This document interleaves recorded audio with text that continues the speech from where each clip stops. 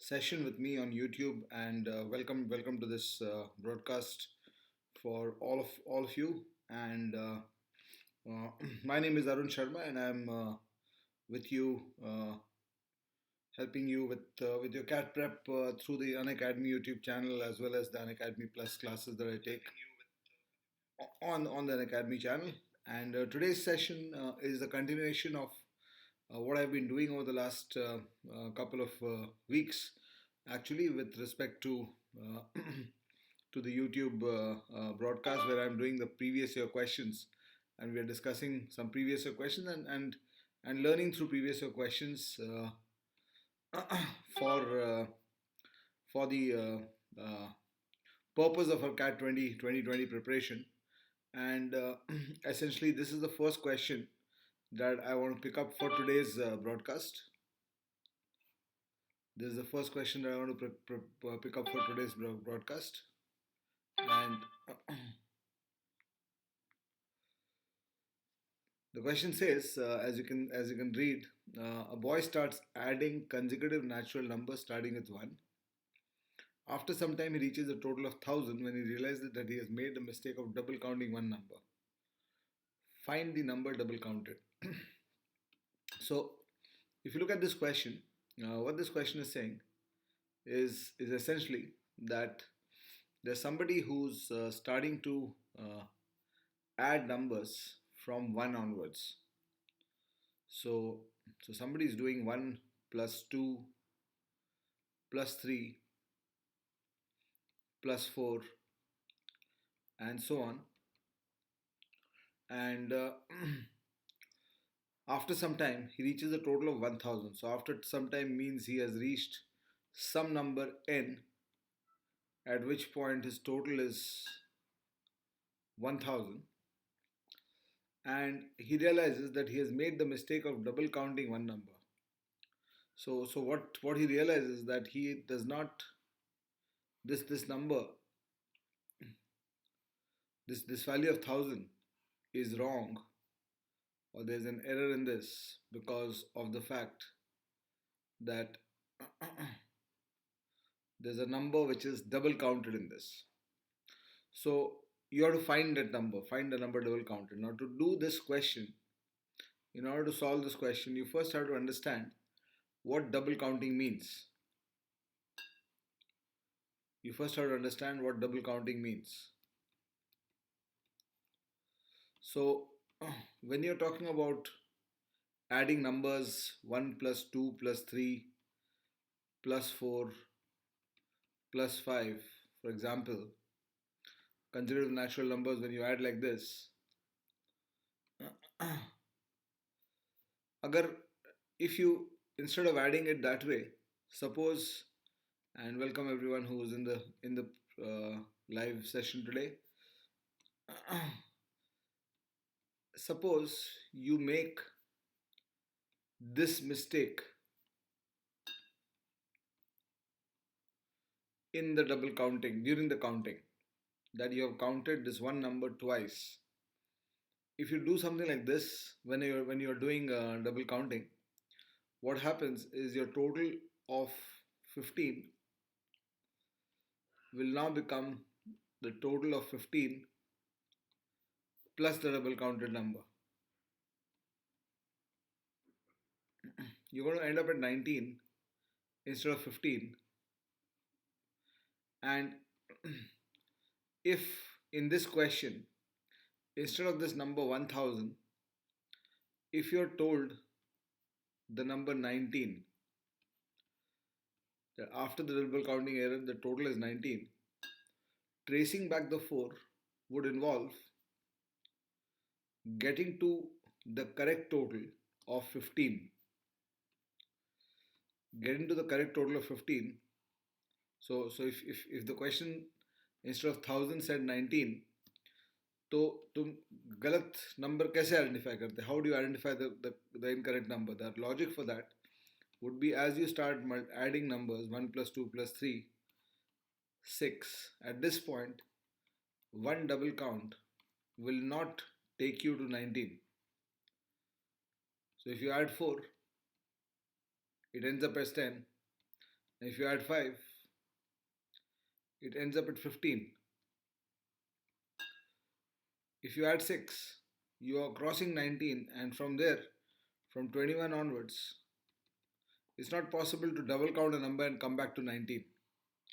So, in this situation, what is very clear is that 19 is happening because of a double count of 4, and to be able to identify the number 19 or the number 4, you have to find out the number 15.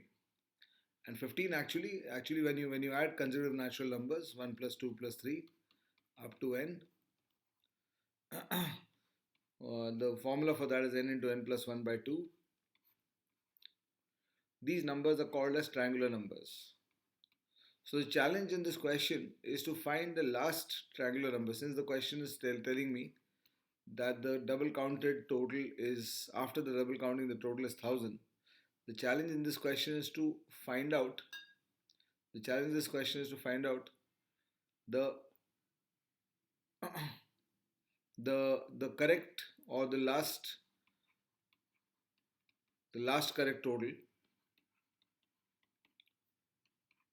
below 1000. So to do that, the best approach, you can try to use the formula also, but a better approach is this: that if you add the sum of 1 to 10, the total is 55, and if you go from 11 to 20, the total will be 155. So 55 plus 155 gives you 210, and then if you add from 21 to 30, you will get 255 more, and that will take you to 465. And 31 to 40 would give you 355 more, and that will give you 820. And plus 41 gives you 861, plus 42 gives you 903, plus 43 gives you 946, plus 44 gives you 990. And from 990, the double counted total of 10, the double counted number of 10 can be easily visualized. So this is the first question, and you can also try to solve this with n into n plus 1 by 2. That I'll encourage, leave it to you to try to do that way. So the second question for today is this. The question says, Ashish is given 158 rupees in 1 rupee denominations. He has been asked to allocate them into a number of bags such that any amount required between rupees 1 to 158 can be given out by handing a certain number of bags without opening them. What is the minimum number of bags required? So this is a question which actually does not require you to solve, because it's based on a logic that you should know.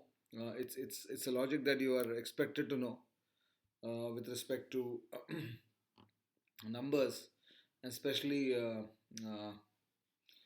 arithmetic progressions, geometric progression specifically. And that is that if you look at this geometric progression, 1, 2, 4, 8, 16 can be referred to as a GP with involving powers of 2. This is a GP involving powers of 2.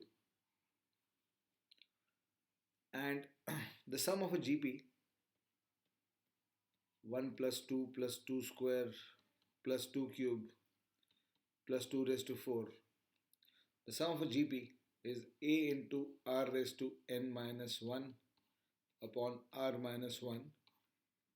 So the sum of this, for example, since a, the first term of this GP is 1, will be 1 into r raised to n. R is 2 and n is the number of terms, which is 5. 2 raised to 5 minus 1 upon 2 minus 1.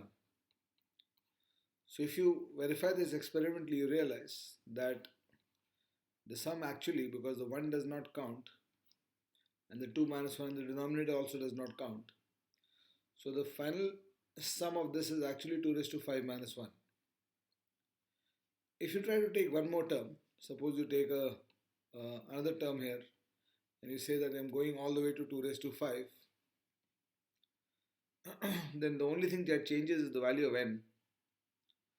The only thing that changes here is the value of n, and that will make it 2 raised to 6 minus 1.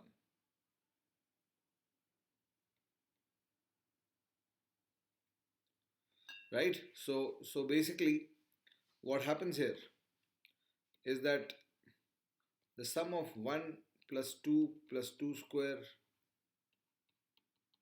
plus 2 raised to 6, for example, is 2 raised to 7 minus 1. Now, not only that, this series has another property. And the property this series has is that if you suppose you take three numbers of this series, the first three numbers of the series, 1, 2, 4, and if you try to use combinations of these numbers, if you try to use combinations of these numbers,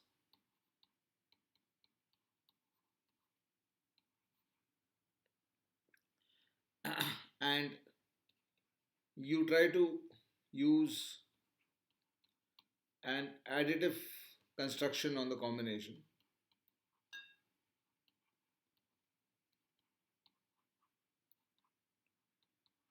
you try to use an additive construction on the combination, तो क्या होता है ऐसे situation में कि तुम इन तीन number से, using these three numbers, you can make any number from 1, 2, 3, 4, 5, 6 or 7. If you want to make 7, you can make it with 1, 2, 4. If you want to make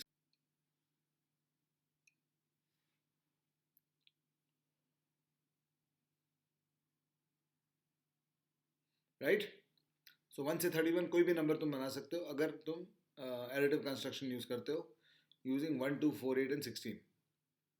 So what happens in this situation then, basically the logic of 7 is 2 raised to 3 minus 1, and that is happening when you're using 1, 2 and 2 square. If you use 1, 2, 2 square and 2 cube, you can go to 2 raised to 4 minus 1. So when you get this question that you want to give between 1 to 158 rupees using bags and only by handing over a certain number of bags,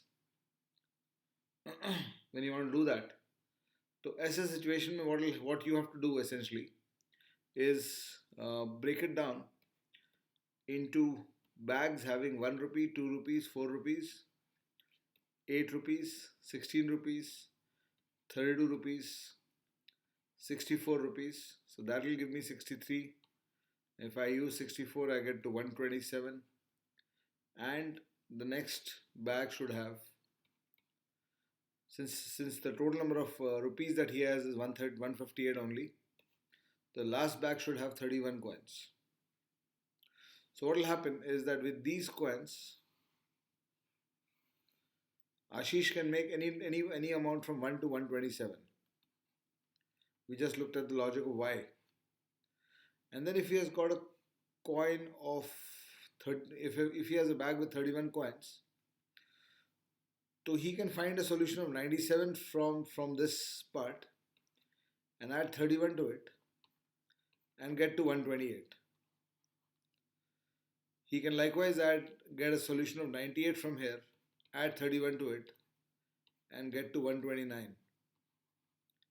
So he can do this right through all the way to taking the 127 solution from here, which essentially means using all these coins plus 31 to get to 158. So this becomes the solution to this question. So if essentially, since you're going here to 2 raised to 6, this means that there are 7 coins, 7 bags, and this is the 8th bag. So he requires only 8 bags to do this, to be able to achieve any amount from 1 to 158 by just handing bags. So the correct answer here is none of these. But this is an important construct. You should know this because there are a lot of questions that are asked in the CAT and all other aptitude exams based on this construction. Right? So if I Before I move to the next question, I would also like to talk to you about one more thing here, and that is if you look through, uh, there's another series which has a parallel logic, but a slightly different logic. तो ये वाला जो to वाला series का logic है, that sometimes is also asked about a weighing scale. Not exactly a weighing scale, but a weighing balance, जिसको हिंदी में तराजू बोलते हैं हम लोग. उसके बारे में पूछा जाता है कि एक शॉपकीपर है. There's a shopkeeper who wants to be able to measure between 1 to 158 kgs using coins, using weights on this side and the item on this side. He wants to measure anywhere between 1 kg to 158 kgs using weight on this side and items on the other side. And the question says, what is the minimum number of weights that he should use? What is the minimum number of weights that he should use? तो इस situation में क्या होता है कि you have to solve it this way कि again the logic remains same कि if I want to use a minimum number of weights, my weight values should be 1, 2, 4, 8, 16, 32, 64, and the last weight should be 31 kg so that I can get to 158 on this side by using an additive construct. Right?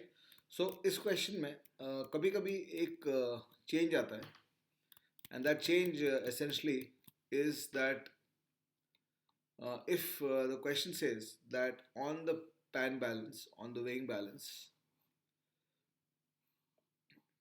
also called as the pan balance, what if you allowed to put weights on both sides and you put the item on any one side? if you're allowed to put weights on both sides and you put the item on only one side, तो इस situation में to measure 1 kg you require the 1 kg weight, but to measure the 2 kgs you do not require a 2 kg weight, because if you have a 3 kg weight next, listen carefully, if you have a 3 kg weight next, then if you put a 3 kg here and a 1 kg here,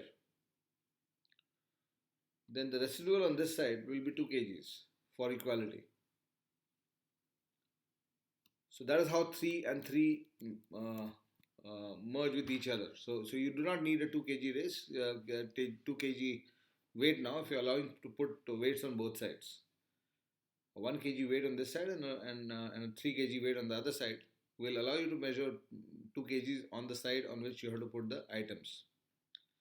And in fact, using 1 and 3, so here if you see, you are basically using a subtractive construct. Using what can be described as a subtractive construct because, and you're also using an additive construct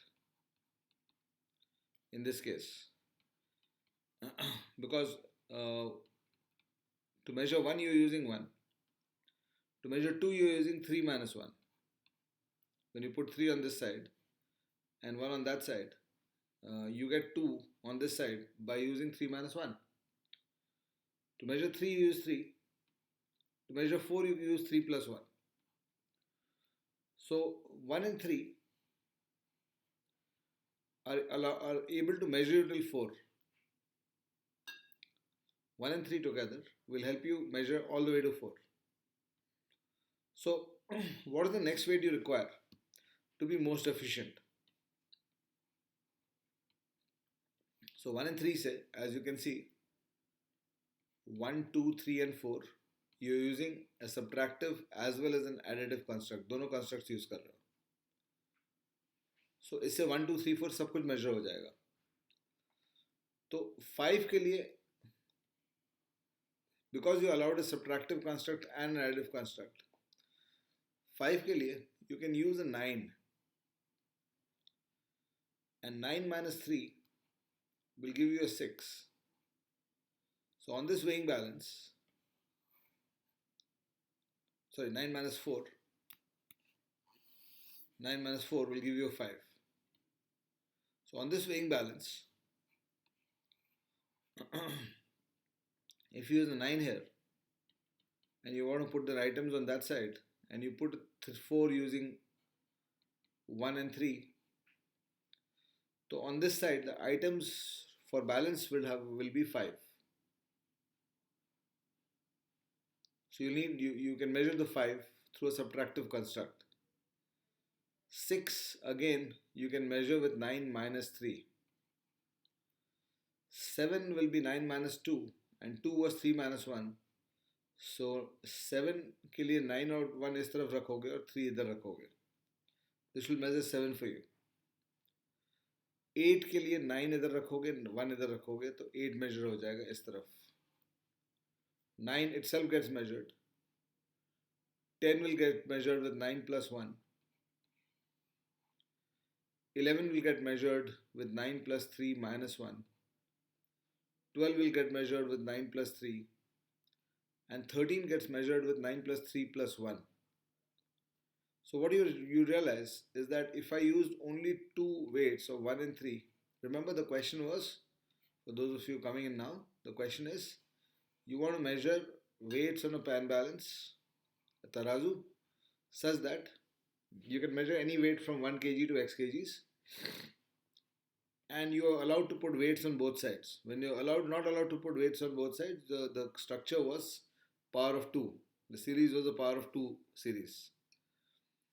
यहाँ पे power of 3 series बन रहा है because with 1 and 3 you can measure till 4.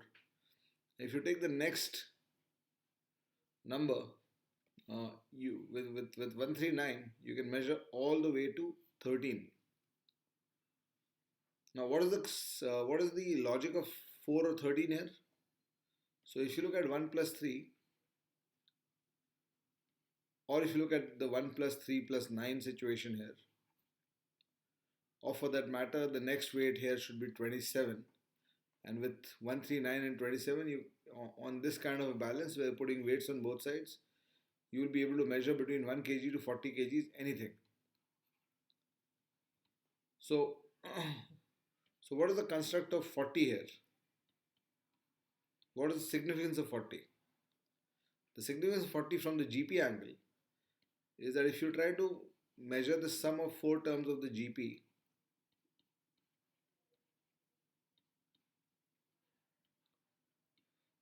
तो इसका value A using the formula A into R raised to n minus 1 upon R minus 1 ends up as 1 into 3 raised to 4 minus 1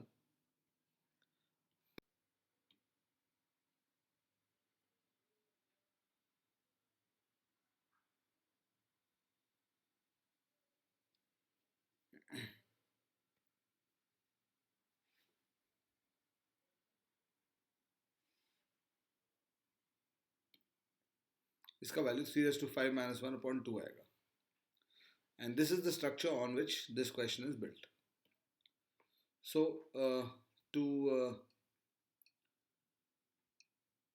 take you through to the end then, one last question I'll pick up.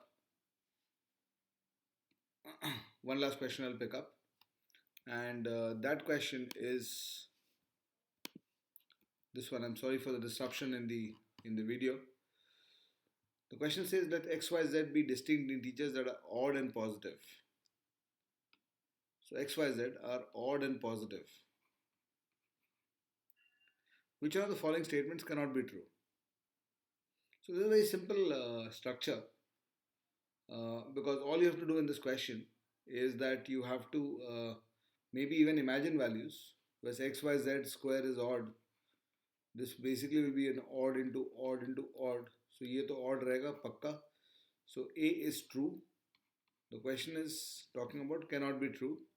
So A is true definitely. So this will go away. X minus y whole square into z is even.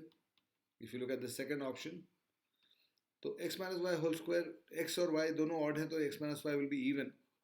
And even into anything, even into odd is even. So this is also true. If you look at the third case में भी जो x plus y bracket है वो odd plus odd में even हो जाएगा. and even into anything will be even. So this is also true. But if you look at the fourth option here is talking about x minus y, which is even, into y plus z, which is again even, into x plus y minus z, which is odd.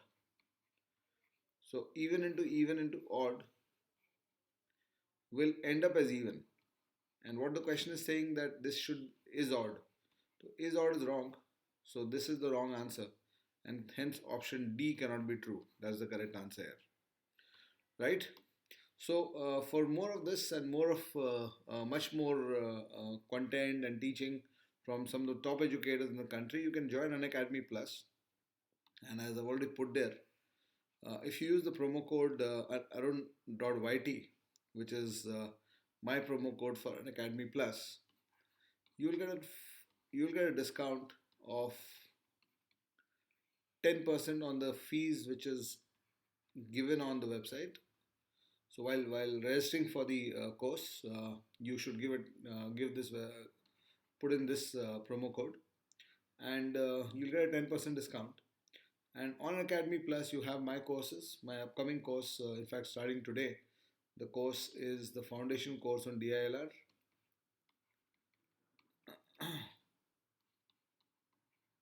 The foundation course on DILR.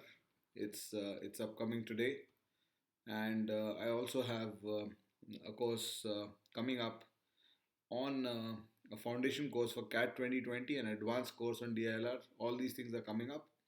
So I would look forward to having some of you on Academy Plus and joining in with this promo code.